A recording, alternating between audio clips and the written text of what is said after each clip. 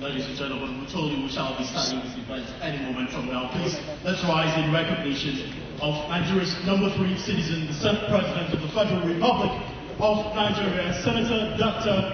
Ahmad Lawan. Welcome. Let's proceed straight to the event of the day.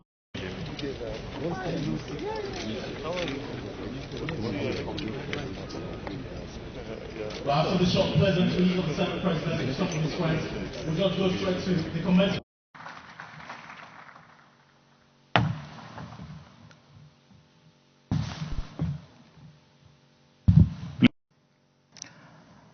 Before I read my speech,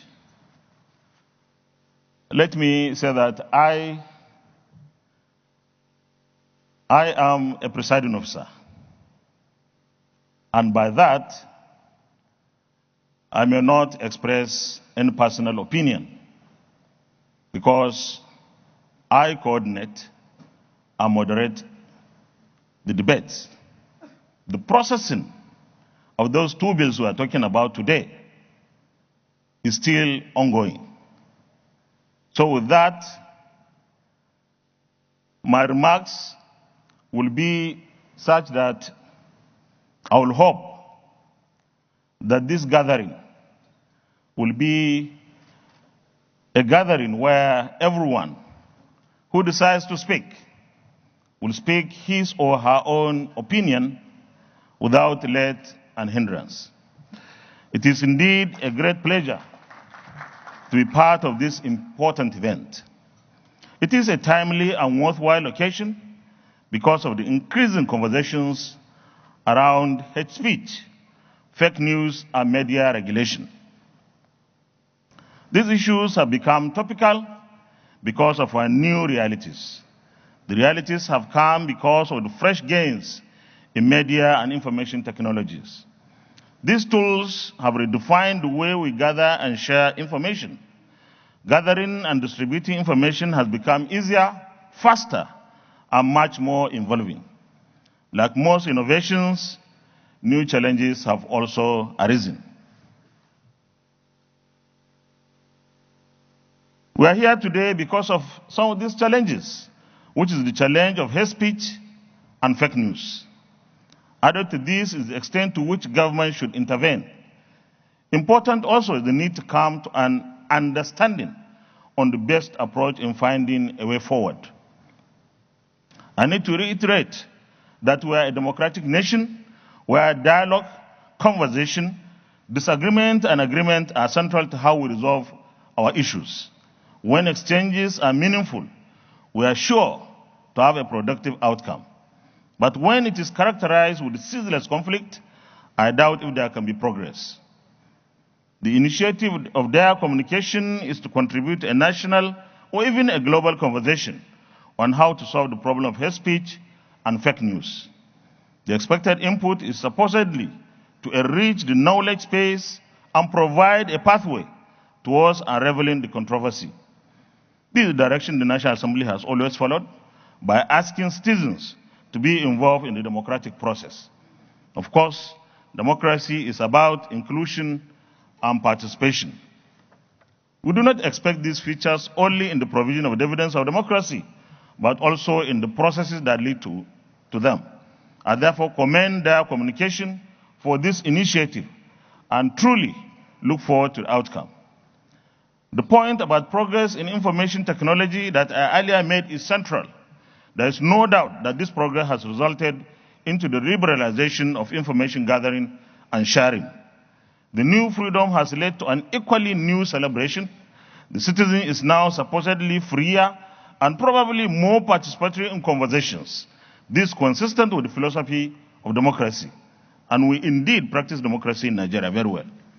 Coming with this freedom, however, is different patterns and channels of abuses.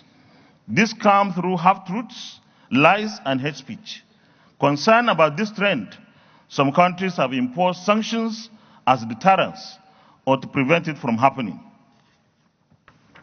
The thinking is that humans have different motivations and diverse behavioral tendencies.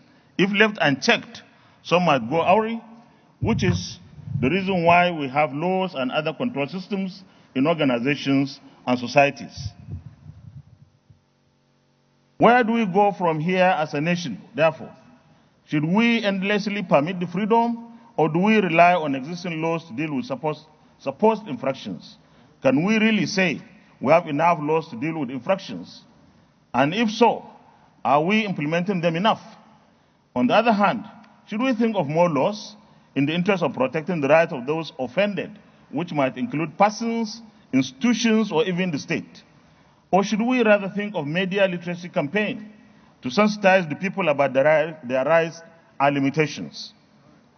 I'm sure that at the end of this meeting, we should be able to find good answers to these questions, not just to enrich our knowledge on the discourse on hate speech and fake news, but also to assist the National Assembly and even the government as a whole on the way forward.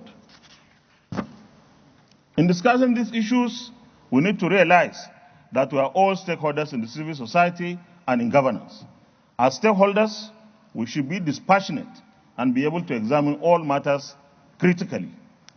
Emotions and sentiments hardly help in a gathering like this one. If our minds are open to all lines of thought, we'll then develop a sense of perspective. Our conclusions will subsequently be helpful to the National Assembly and the government at large. Like I've always said, this 9th National Assembly is open to ideas. Good policy directions and decisions come through a rigorous process of debate and with participation from all shades of opinion. Shutting down views or making assumptions on what people will say or might not say is not a good way to expand the range of thoughts and argument that could form part of the decision-making process. With the caliber of people here today, I'm confident that we shall come up with very reasonable conclusions that will add to the information at the disposal of not just the National Assembly, but also with agencies that are concerned with media management and regulation. I therefore once again commend and congratulate Dire Communications PLC once again for putting this together, just as I wish you all successful deliberations. Let there be no hate speech in this meeting. God bless you all. God bless the Federal Republic of Nigeria. Thank you for your attention. Thank you very much, Your Excellency, distinguished Chairman of the National Assembly, Senate President.